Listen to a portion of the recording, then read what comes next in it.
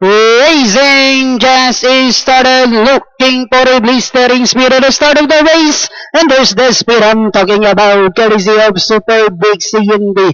Cinderella Kid moving upon the outside. Is Handsome Prince, Super Spicy. Furniture King comes next. Eugenie, Eurasian second last, while Cliff Ridge is the early trailer by about 10 lengths of the leader. Racing down the backstretch, we have Superb on its favorite position as the pace setter, enjoying a length and a half lead.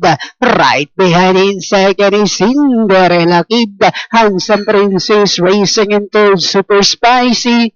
Is down in fourth, and in fifth comes Eugenie, Furniture King, Cliff Ridge, Big C in the second last, while Eurasian now racing in less. Another fourth turn, we have Superb by Orlenka, and in second is Cinderella Kid, now trying to get closer into this Cliff Ridge.